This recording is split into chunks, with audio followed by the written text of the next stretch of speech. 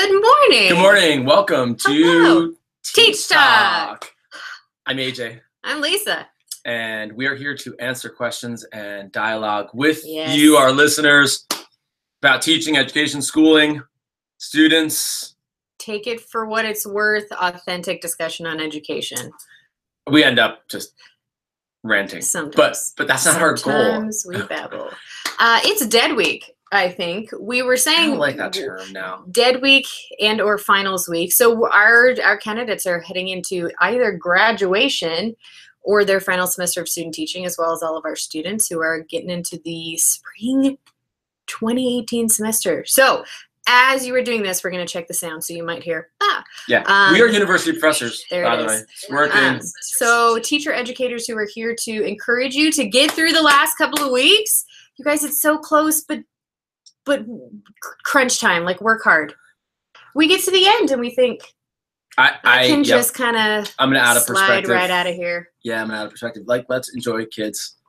Oh, Those of you who are teachers, All the educators, time. parents, it's madness right now. Like, it's holiday seasons, and like, I'm not even supporting a specific holiday. I'm supporting Star Wars, but I know the shape of the hat, so whatever. But it's holiday season in many different types of ways, and if nothing else, right. all people in this country of all faiths and all backgrounds are about to get a break from schooling. Right. So for what that's worth, Right. let's enjoy the Right. snow, the sunny weather in Florida. We've got listeners all over the place. It's freezing here, Um, literally.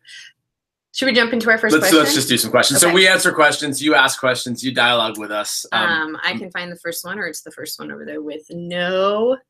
Actually, can I ask this one of you that I just got in text message? So I know the question, but you don't?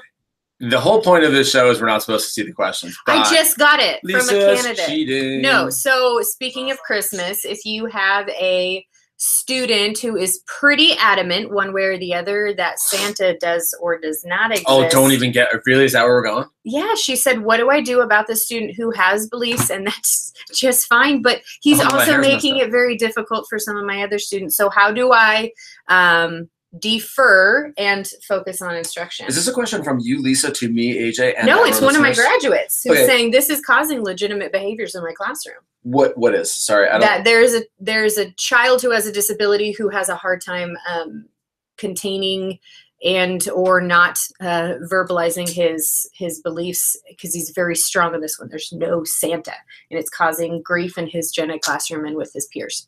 So a student, Mhm. You're not going to read the text, you're just doing it It's from very long. Okay.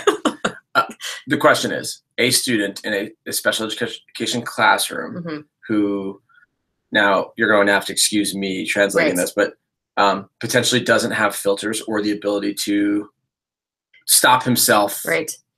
emotionally. He's really excited. Yes. Right. And yeah. Mhm. I want, let's take the Christmas part out for a moment. Right. Help me. Right. The kid, he's a blurter. Like, Mhm. give me a diagnosis or something to help me help our listeners. So if you think of, oh my goodness, I can't think of the word right now. Does my question make sense? Yes. Okay. So that's actually where I was hoping you were going. So any behavior, I guess, any behavior where a child has a lack of ability to maintain composure, and therefore, yes, we call that blurting sometimes. And so that inability to contain oneself and filter words and or phrases that are coming out when that is causing pretty legitimate and consistent behaviors for your other students, especially on an opinionated topic. Yep. How do Like you the address that as a president, teacher? or the- Like how the old- president, like how old is the Santa, student? like How old is the student? elementary level, 5th grade. Yeah. So I think I would want to, I mean, my obvious answer was I want to separate. I mean, I'd love to have a Impulse. I couldn't think of impulse the word. control. Yeah. I would love to separate the religious and or political piece from Right. the impulse control piece. Right. But I'd also love to have a conversation about, like, what do we do in classrooms with holidays as a teacher, as a student? So maybe we could have two different conversations. Sure. Let's start with the question. Behavior. The question is, how can I work with a student who's blurting and distracting, particularly on a sensitive topic? Right. I'm going to defer to my special education colleague, you. Oh, I had an unfair advantage of thinking of this question for 5 minutes. That's okay. I'm deferring Right. because I don't want this to be about Right. Christmas. I think Right. I It think is, we as but it teachers, brought up a good question. yeah, so let me say this. I think we as teachers, one of my mentors here at Boise State University, where I work, And by the way, we in no way reflect the opinions of Boise State or anyone at Boise State on this show. We just happen to work here.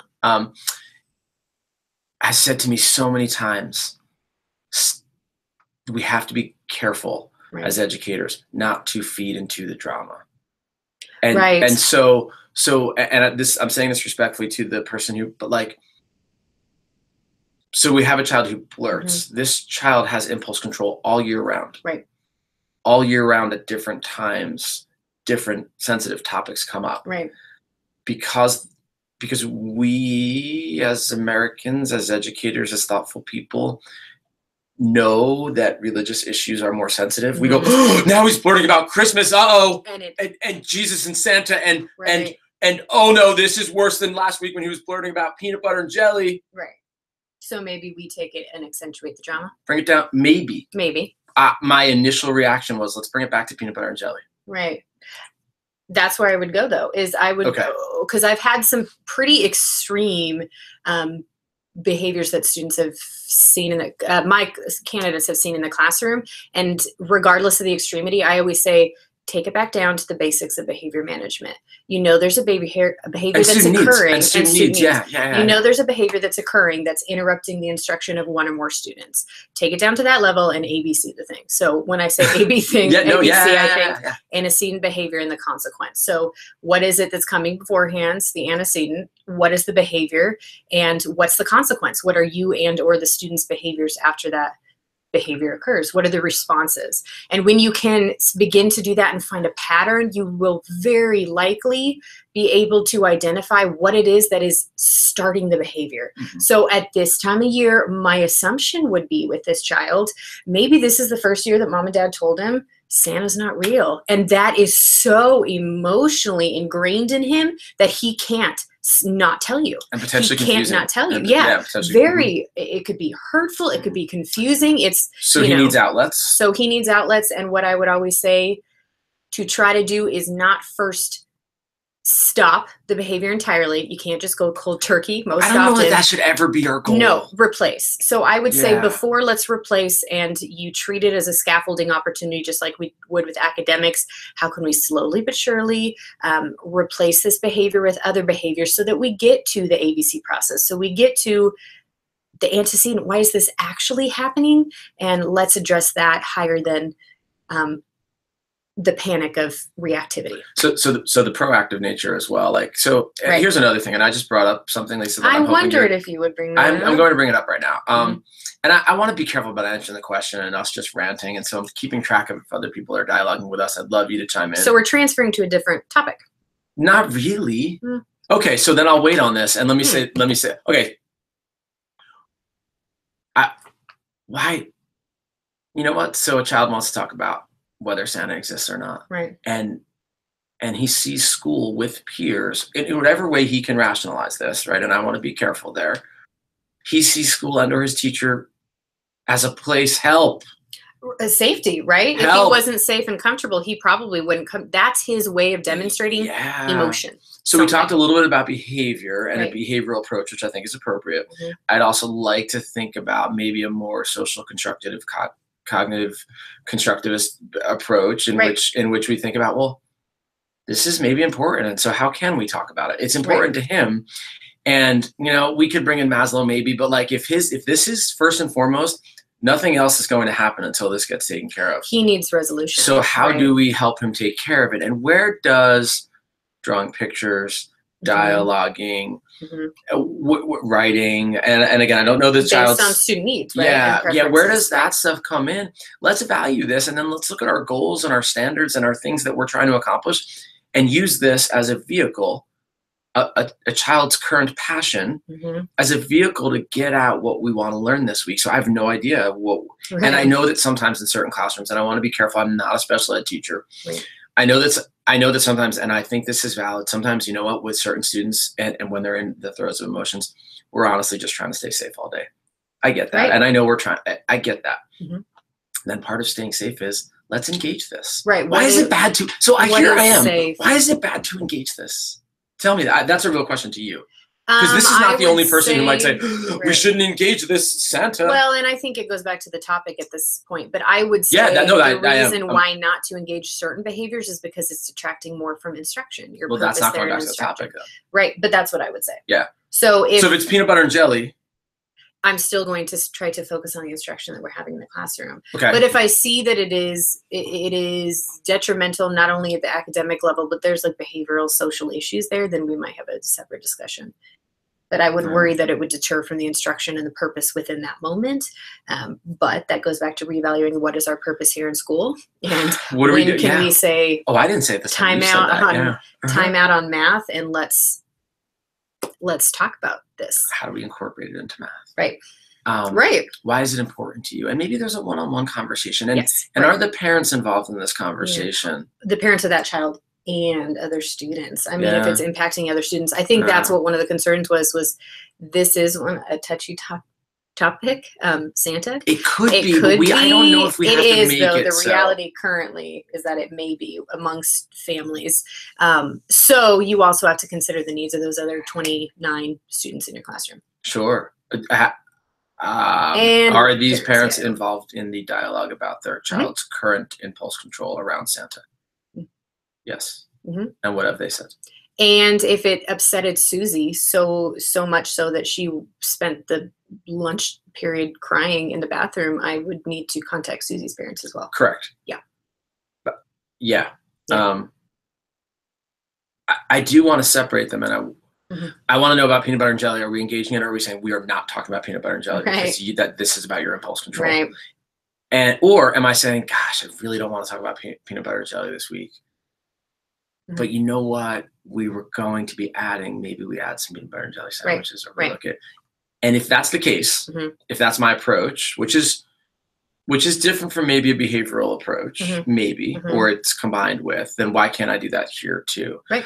And I also wonder, and like Lisa and I are not so far removed from the classroom, like when I was teaching Halloween, we canceled Halloween. It was no longer a holiday. Like we're dealing with this too. Like I said, happy holidays instead of Christmas. Yeah, I mean that's still relevant. We had to deal with parents who said like, "Hey, my child isn't coming to the Thanksgiving celebration. My child is or birthday or whatever." We don't celebrate birthdays in the same way. And so this is relevant to us. We've been down this path. And I can remember some pretty adamant parents that I taught, and I've actually worked with a principal recently with a parent who was like, I don't want to see Santa in that school anywhere. And it's amazing what proactive conversation and dialogue does to say like, hey, we're gonna use little Santas in math this week because it's gonna help some kids get through this. Like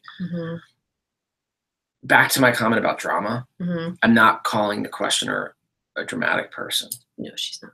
At all. But what I'm saying is let's be careful about how we get our dander up and bring it. Our job, probably as educators, one of our jobs is to bring it back down. Yeah. Let's bring it back. Let's keep this simple. Let's keep this simple. And think about the conversation with the parent. He's talking about Santa. Or, hey, I just wanted to let you know. And I think going back to the idea that in that moment, you are playing the neutral party. You're not accentuating the drama with your perspectives, with your opinions, with your beliefs. Those things have their time, an appropriate time within the classroom and within your profession. But at that point, when you are leading a group of children who are not yet in the ability level to cognitively determine independently what their opinions might be, you've got to understand the weight of what you say and the weight of what and how you say you're professing to those students. And so you, at some point, you have got to humble yourself and be the neutral party until there's a constructive way to have that conversation. Yeah. Yes, I agree. We had somebody come in. So one of our viewers, what do you do for a student that owns their emotion in a way that shuts that student down? Would you still ABC it? I love that you use that phrase. Yeah. Or would you teach coping mechanisms first or both? Oh, both. No. Oh, both. Well, it's not either or. And I would say that one of those processes is owned more so by you as a teacher, the ABCing it. That is your way to analyze the student's behavior. And yes, they can be a part of that, but you've got to get to the understanding of the why before you can put that ownership on the student. And so I would say both. You as a teacher are taking on more of the ABC process, whereas that student, particularly one who is more emotional and or does not yet know how to cope with emotions, self-advocacy, self-regulation, self-monitoring, graphing of behaviors so that they understand the prevalency, the importance, the significance, the impact. Yes, both. Whatever we teach and do in a classroom, I'm going to oversimplify. We have to think short-term and long-term. There's a short-term thing we need to do, but we have to be patient with the Santa thing. There's a patience with this question. It's a beautiful question. We're doing a lot of things, actually. We've got a long-term idea of where things might be, could look like, and we've got to manage the situation in the moment and keep ourselves moving forward and meet the students' needs. We can't lose sight of either. Right, because if the in the moment, the short term is, are you accessing this classroom, this content, the instruction? What kind of access does a student have? Are your behaviors impeding your ability to be successful in this classroom? How you see fit, and how we see fit. And then long term, are you a human being who can have the coping mechanisms necessary that when in the moment you feel a child I used to work with called it a monster in my heart. He would be able to identify it's a I know. How old was that kid? It was 3rd grade. Yeah. And he identified like when it feels like a monster in my heart. I was like, that is so that was the big moment. Like there it is. So when you can identify that monster is starting to growl in my heart, you know, 1, 2, 3, these are the 3 options that I have for myself that have worked for me in the past. And long-term as an adult, I still feel monsters in my heart, but I've learned to control my facial expression, control my body language, and pause before I constructively respond to the moment. Yeah, I love the pause, the patience, but I even mean long-term curricularly. And so for newer teachers and student teachers, and that's who we work with a lot, it's hard to see what this is going to look like in June. And you count your days till graduation or till the end of the semester, and you think I'm supposed to fix and save by the end of the day, by the end of the period, by the end of the semester. And if I don't, it's going to ruin the child forever. And or I did something wrong, or I'm not doing my job, right? That immediacy, and that's cultural too, currently in our society and this generation, respectfully. Quick fix. Let me pull up a meme. I'll fix it. No, I did. I pulled up a meme. We're going to talk about it in a minute. That idea of, okay, this is a process. Right. This kid's still going to be blurting next week, and 2 weeks from now, he's going to be blurting about something different. Can I give a silly little analogy? Sure, you can. But so long term, how do we scaffold over time? What do we know from research? Where do I look to my mentors to say, how do we work on blurting over time? How does the blurter in 1st grade become less of a blurter, a more controlled blurter, a more thoughtful blurter in 8th grade? And where ought they to be? And then we have to deal with maybe the immediacy of Santa. Maybe I'm still going to push back. Go. And doesn't that say something about that child, that that's the way that they express themselves, and how can we utilize that as a teacher? No, I was thinking in my head when we started moving from being a crockpot society to a microwave society, and we have no patience for the crockpot anymore. And isn't the crockpot even like I mean, didn't we used to like stand over the pot and cook things? Like, don't we have to even go back to like the pot itself? Yeah. Because the crock pot's still like a set it and forget it, isn't it? I love my crock pot. But anyways, it is a set it and forget it, right? I mean, right, but it's not immediacy. It's I have the patience to wait for to sleep while it's cooking. Yeah. You bet. Okay, should we go to the next question? No, I need you to do one thing. I'm sorry. Okay. That was really rude of me. No, that's okay. Can you go over ABC again for our listeners? Because you rolled through it, and I think that listener knows it. Yeah, but antecedent, what is occurring that is instigating the behavior. What's underneath it? Yeah. What's happening before? Anything. Environment, what subject am I teaching? What did the student do right beforehand? What prompt did I give? All those little pieces of evidence that come before. And then the behavior. Exactly documented behavior. Not here's my emotions and my tainted observation, but just exactly what happened. What did you see? What could be observed by anybody else walking in that room? He threw a book, not he was mad. Right, because once we go down he was mad, we're treating something, we're making huge assumptions. He threw a book, that's all we know. We don't know why. Mad, upset, confused, exercising, who knows? Sorry. Remove biases. So antecedent behavior and then consequences, what happens directly after. So that could be the student's reaction to like after the exact behavior itself. How did they respond, and or how did the teacher respond, and or how did the peers respond? Because that will start to tell us, is it an attention-getting behavior? Is it a behavior to avoid? Is it an avoidant behavior? So antecedent behavior, consequence. And sometimes when people hear consequence, they think, what am I supposed to do to That just means child? what was the response to but that's why I wanted you to go over it. Yeah, I'm going to bring up the meme anyway. Okay. Because I think this is important, and it comes to the Santa thing, and it is a different conversation. So I guess we don't have it unless someone chimes in and asks. Being taught to avoid talking about politics and religion has led to a lack of understanding of politics and religion. That's what this thing says that I'm reading. What we should have been taught was how to have a civil conversation about a difficult topic. I bring that up. It is a bias of mine. It is what Lisa and I kind of hoped to do with this show, was have some civil conversations around difficult issues. It's what I think we try to do in our coursework. I think there's a lot of teachers out there who try to do this too. But I also see teachers. I've been doing a lot of observations in junior high and high school social studies classrooms recently, watching teachers and student teachers teach. We're ducking hard conversations. And that is something that is cultural. And you and I have talked about family members. I mean, I'm being very real right now. And how to have civil conversation about difficult topics. So I don't want to be scared of a kid that wants to talk about Santa. I want to be excited about the opportunity to teach kids to have important dialogue. And yes, I need to bring parents in. And yes, I have to be vulnerable. And yes, I have to be humble. How do we have that conversation? Let's not be scared of it. My experience, and I've been around for a bit, 9 out of 10 parents and families are understanding. I'm serious. And that 10th family, right? So, but am I going to operate based on that 10th family? No, I'm not. I'm operating on those other 9. You know what? Push me. Make me say that it's 8 out of 10. And I'm still operating on the 8. Push me to 7. Push me to 7. No, I would argue. Push me to 7. I'm still saying that's still a majority. Yes, I would just argue to say that could be very dependent on the environment in which you're working.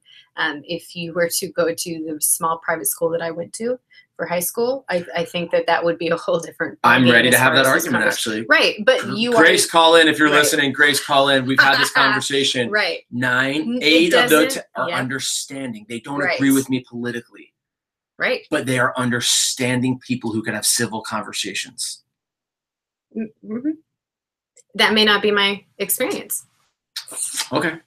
But that's all. I'm not saying that couldn't occur. It may not be my personal experience with those kinds of conversations. I just have people with whom I grossly disagree. Like, we angrily disagree. But you can still have a civilized conversation about it. They can too, though. That's really important. That assumption. And maybe that comes from my assumptions too, based on my experience, that is something. Yeah, I yelled. Grace, I'll text you. I know you're not listening. About this. I do, because I think it's because I do. I think it's possible. I think it's possible.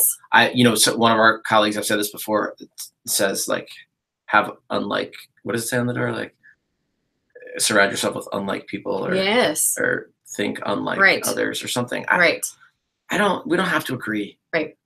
I think dialogue is important. We do, and there is a significant difference between listening to somebody and hearing them. How to listen when we disagree. We'll post that article. Hearing. I think you can listen all you want, but you're not going to comprehend and or there's a difference.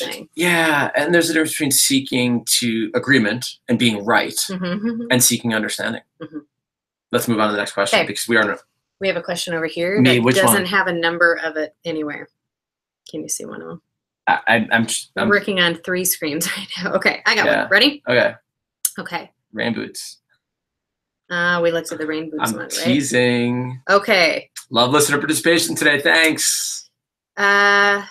So this person said, Loco parents, which I would not necessarily. In Loco Parentis. Yeah. So please discuss this and the significance of this that it has on college campuses.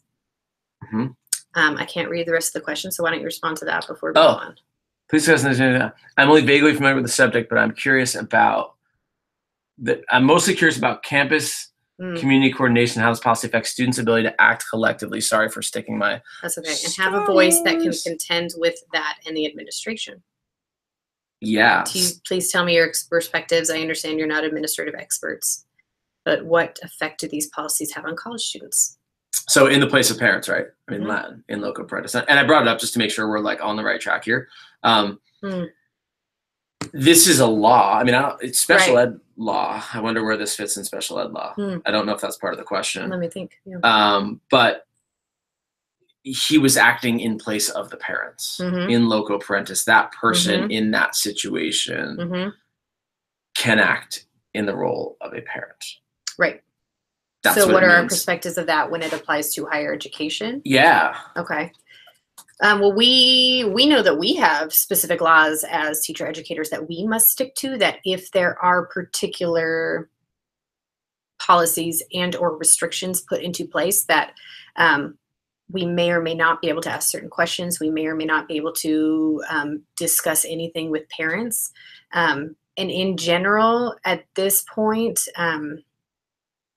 I mean, I will have a parent every now and then who contacts me in regards to a student's grade or something, but there are very specific, there are very specific FERPA laws that tell us we cannot speak to you about your child's progress and or. Yeah, unless the child's given permission. So let me give you some feedback. I'm curious as to where this question came from. So I hope the listener, my guess is that this particular student had an issue with this, or has a friend who asking for a friend. Asking for a friend. But I went right to FERPA, and I'm looking at my computer. I want to read it right. Okay. The Family Educational Rights and Privacy Act. That's what in loco parentis looks like. Not exactly. We're not legal analysts. You're right. But in terms of college campuses, we deal with a law called FERPA, the Family Educational Rights and Privacy Act. It's a federal privacy law I'm reading that gives parents certain protections with regard to their children's educational records, such as report cards, transcripts, disciplinary records, contact and family information, class schedules. Right. In other words, like Lisa said, if a parent calls me and says, "Hey, how's my child doing in your class?" Like, sorry, FERPA, right?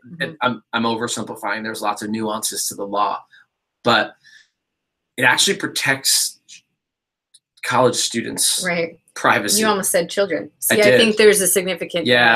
We have students who may or may not be considered adults. We have 18. Well, we wouldn't have any 17, maybe. No, we do. We have some. Do. Yep. So that's an issue too, whether someone's a legal adult or not. So, but also the law applies to schools that receive funds under the U.S. Department of Education. Right. So a school that is completely outside of the U.S. Department of Education may not have to. I bring up FERPA because to go back to in loco parentis, and there was an article recently. I don't know. Well, this is 2016, but I read an article last year that essentially said in loco parentis is dead on college campuses. That a lot of the hazing situations with fraternities and sororities and stuff, and the court cases that ensued have shown that that's no longer the case. Let me see if I could. This is a recommended article that I have not read, so I don't know. This author, though, this is an article I did read about, an article I haven't read. I recommend The Curious Life of In Loco Parentis at American Universities by Philip Lee. I've not read that article, so I'm taking a risk here and sharing. But to the listener, I would check that out. They say the basic idea is that the college has a quasi-parental or guardianship obligation, but when the doctrine shows up in courts, the legal issue at hand was generally whether that obligation gave colleges latitude that superseded students' constitutional rights, and the answer there is no. Right. It doesn't give the college latitude that supersedes constitutional rights. This clash was often precipitated, the clash between those two things, by a college's decision to restrict behavior that might affect their character development. So that's where the sorority and fraternity hazing situation. And then the sentence, and this is the article I read. I'm glad I was able to find it quickly because I was not prepared for this question. In loco parentis died as a legal doctrine for higher education during the civil rights movement, actually. So I was wrong. Prior to recent turmoil, some colleges tried to restrict students' rights to protest. The courts blocked them from doing so.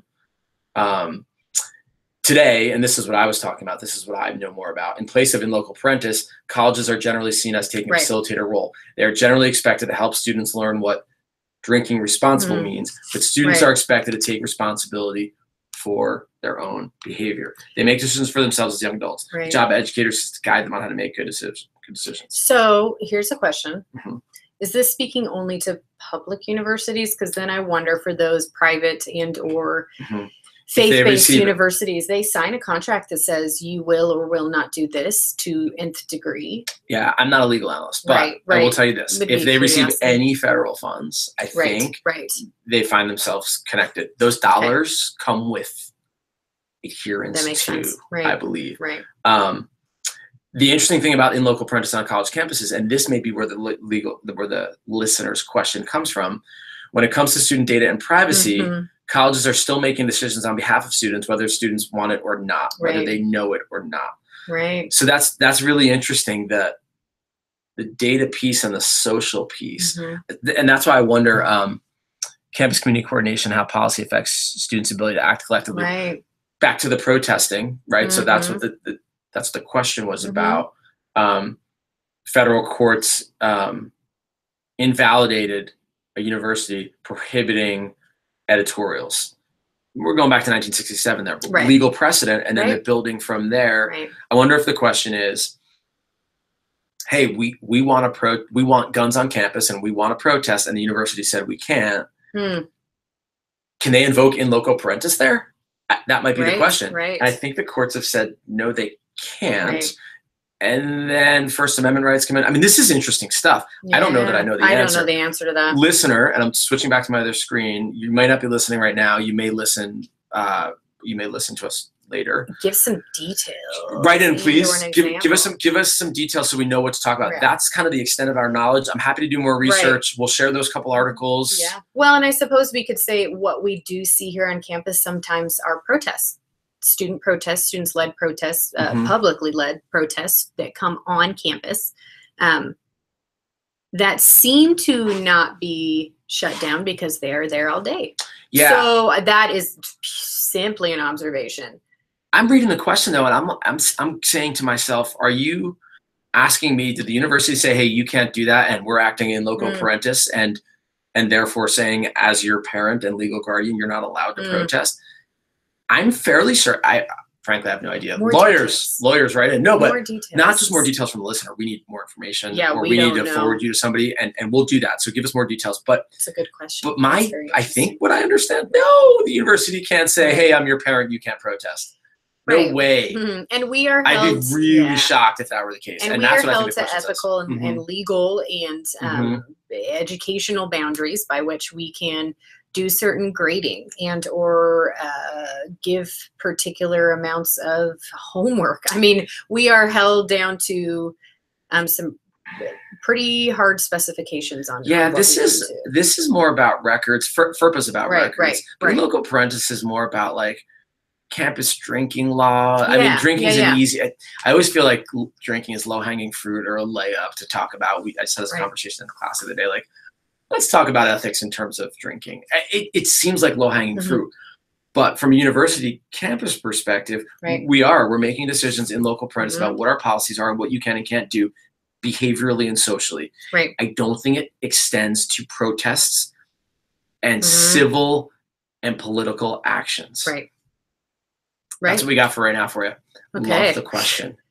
That's a good one. Yeah. I'm gonna go look more into that now. Thank you, interweb. Okay, go. Thank you. Great question, listener. World Chime in, people. Wide web. Okay, this one says, and it's not really a question, so I'm gonna turn it into a question. Yeah, you are. How do you establish self-efficacy in students?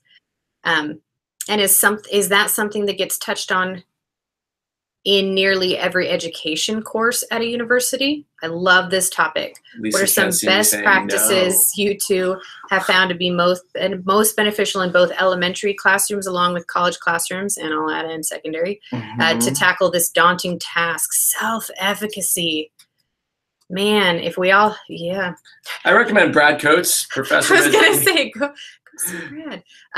Brad Coates actually talks a lot about self-efficacy. Give a definition in general. I'm not going to look at this. Let me just say what I understand. So, because I think we need to be talking about a term, like we all need to understand the same thing. Self-efficacy being self-confidence in specific contexts. So I may be overall self-confident or confident in myself, but when it comes to playing baseball, that confidence doesn't translate. In that specific setting, I don't have efficacy. I don't believe. In that particular situation context. So situational confidence. Let's look at what the interweb says. Let's just go to Brad. Oh, I ended up on Wikipedia. Oops. That's okay. They're going to cite somebody okay. Yeah, well, I just searched. Defined as personal judgment of how well one can execute courses of action required to deal with prospective situations. And that is actually, that's Bandura. So this is not Wikipedia. Albert Bandura came up with this. Situational confidence is probably a good way to summarize it. Okay. So how do we teach that? First of all, is it taught in every education class at this or any university? Heck no. Zero. I don't know if anything is taught across the board. I would be shocked if it was touched upon up until ever. I'd be surprised if a lot of people understand it. I mean, I'm thinking like elementary, no. Middle school, junior high should be. College most definitely should be, but I don't see a point at which unless you took that kind of, I don't know, philosophy or psychology. Yeah, ed psych courses. Ed psych. So it's often linked to motivation and failure too, right? Like, right. So high self-efficacy. Right. People with high self-efficacy. And it's also linked to, I'm going to close this because I don't want to start reading Bandura stuff. I'm not going to close my computer completely, but it's linked. So the common fun, the hip term now is growth mindset. Oh, fixed I was mindset. just going to connect it to that. I don't love the connection actually, but I understand why it is because those with high self-efficacy will persevere because they think I can do this. Yes. I've done it in other situations. I can do it here. I've seen someone else do it. I can do it here. Right. Those with low self-efficacy tend to give up more quickly. Oh crap, I can't do this. Yeah. And not just in that particular context and or with that particular skill. Right. It becomes a mindset. That's what I was thinking in my head is, oh gosh, this would be like more closely connected to what we do now, which is very popular is growth mindset. Yeah, it's hugely popular. And that's the conversation that's being had. That idea that it's not that I can't, it's that I can't do yet. Or that I cannot currently, or I am learning to. Or I can't do it here. Right. Right. Like, so I'm super successful making friends through athletics, but gosh, through academics, I never seem to make friends.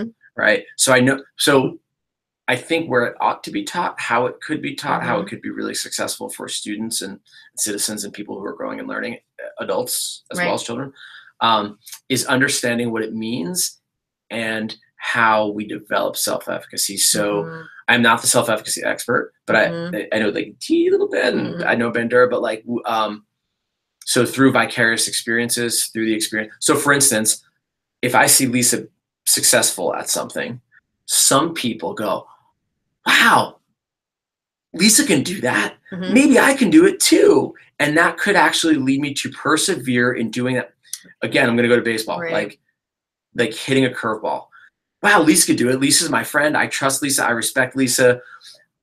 I've never been able to hit a curveball, but I'm going to persevere. Right. So in other words, but some people see Lisa hit that curveball and go, I can't do that. I can't do that. I'm never going to be as good as Lisa. Lisa's good at everything. Yeah, right. Some go as far as I hate Lisa. It goes to jealousy, envy, those type of things, right? But doesn't that come from a deeper place than we can teach to?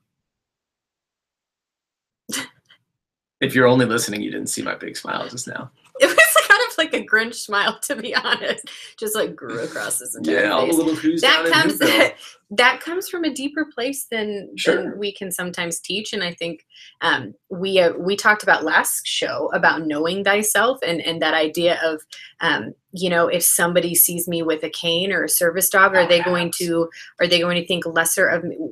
Well, maybe, but how you own that, how you know yourself, how you know your strengths and your needs, that is a deeper question than what does that person think of me. So that goes back to your situational confidence is even if I'm not, is something within you is either going to fight or flight. We have to have a moment, right? Yeah, I love the fight or flight. We have to start the conversation though. So your question, right? Can we help people develop self-efficacy through a 3rd grade curriculum, a 9th grade curriculum, a college? Okay, that's why I smiled. Yes. Totally.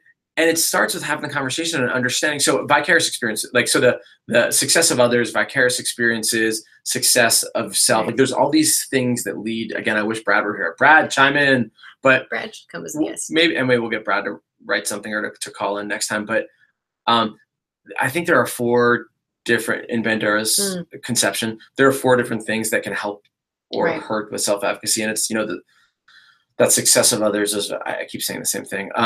But my our example with Lisa and the curveball is a great one. And you all know yourselves. Those 36 of you listening, it's a good number. You know how you react to the successes of others, and you know how you look at your own successes, and how you go, man, 3 years ago I couldn't hit a fastball. But how did they get to that point? But I learned how to hit a fastball, so I'm going to use those same steps to learn how to hit a curveball. Yes, which is called bright spots, right? Those are bright spots. Yeah. So when we are, I'm what are you building on? Another or I never learned to hit a fastball. I don't. Sorry for the sports analogy, y'all. I should. We did sports. I totally get it. But I don't know. I never learned to do that. So, oh crap, this is going to be another one of those experiences where I can't do it. Yeah. You give up. There's no self-efficacy there. Yeah. It is connected to growth and fixed mindset. For one reason or another. So how do we as teachers take our immediate situation and provide that?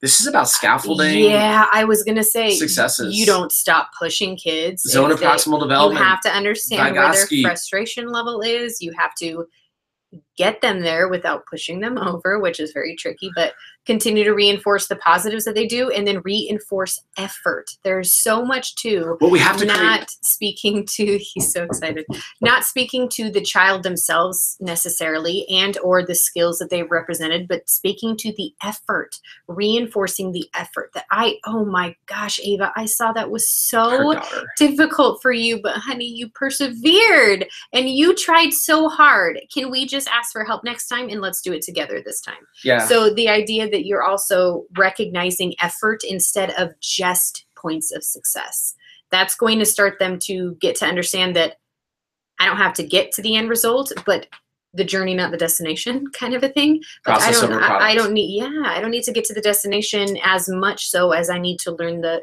the journey is what's going to be most important for me. And other bigger conversations that we're not going to have today. Hard work alone isn't always enough.